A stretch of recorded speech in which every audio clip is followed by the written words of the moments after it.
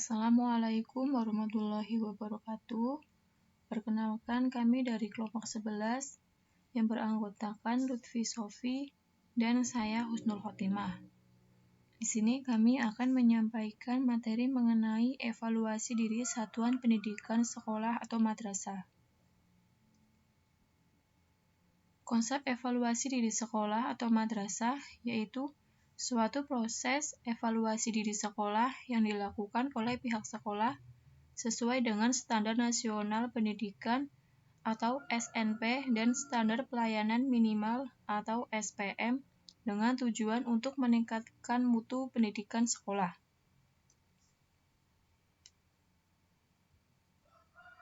Dasar hukum pelaksanaan evaluasi diri sekolah. Yang pertama, Undang-Undang Nomor 20 Tahun 2003 tentang Sistem Pendidikan Nasional. Yang kedua, Peraturan Pemerintah Nomor 19 Tahun 2005 tentang Standar Nasional Pendidikan. Ketiga, Peraturan Pemerintah Nomor 17 Tahun 2010 tentang Pengelolaan dan Penyelenggaraan Pendidikan. Keempat, Peraturan Menteri Pendidikan Nasional Nomor 50 Tahun 2007 tentang Standar Pengelolaan Pendidikan oleh Pemerintah Daerah. Yang kelima, Peraturan Menteri Pendidikan Nasional Nomor 63 Tahun 2009 tentang Penjaminan Mutu Pendidikan atau Panduan Teknis EDS Revisi 26 Mei. Prinsip-prinsip EDS berbasis tujuan, beracuan kriteria, berasas manfaat, dan objektif. Yang pertama, berbasis tujuan. Kegiatan EDS dilaksanakan berdasarkan tujuan yang telah ditetapkan. Yang kedua, beracuan kriteria.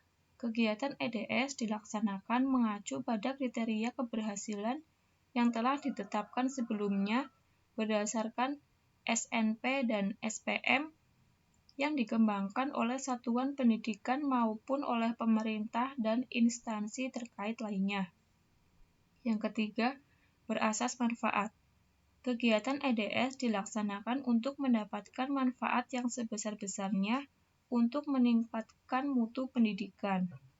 Yang keempat, objektif. Kegiatan EDS dilaksanakan secara jujur dan apa adanya. Tujuan utama EDS adalah 1. Sekolah menilai kinerjanya berdasarkan SPM dan SNP. 2. Sekolah mengetahui tahapan pengembangan dalam pencapaian SPM dan SNP sebagai dasar peningkatan mutu pendidikan yang bermuara pada peningkatan mutu peserta didik. 3.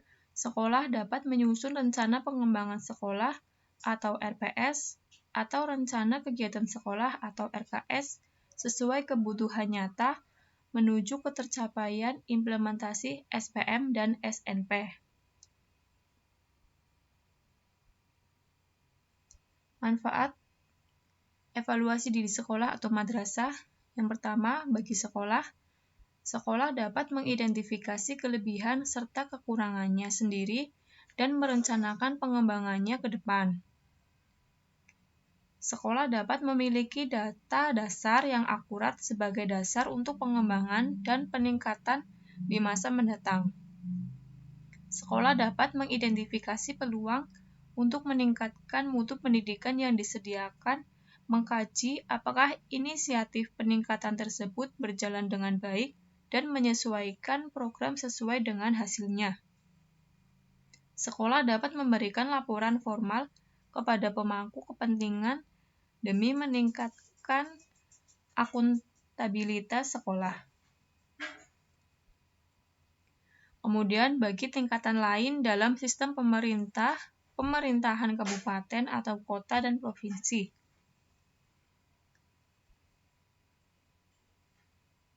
Yang pertama, menyediakan data dan informasi yang penting untuk perencanaan, pembuatan keputusan, dan perencanaan anggaran pendidikan pada tingkat kabupaten atau kota, provinsi, dan nasional.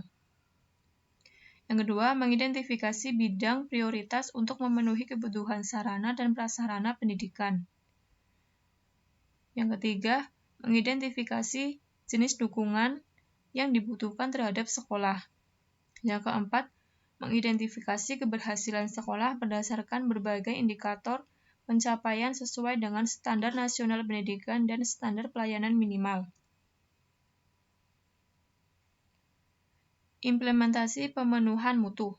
1. Memperhatikan rencana pemenuhan mutu dan jadwal sebagaimana yang telah disusun sebelumnya. 2. Menetapkan penanggung jawab kegiatan. 3. Penanggung jawab mengusulkan tim pelaksana yang akan dilibatkan. 4. Menentukan jadwal pelaksanaan kegiatan. 5. Menetapkan bukti fisik yang mendukung keterlaksanaan kegiatan. 6. Melaksanakan pemenuhan mutu berdasarkan jadwal. 7. Membuat laporan pelaksanaan implementasi pemenuhan mutu dan dicampuri dengan bukti fisik. Pelaksanaan EDS. Ada bentuk instrumen EDS, bentuk bukti fisik, deskripsi indikator, tahapan pengembangan, dan rekomendasi. Yang pertama, bentuk instrumen EDS.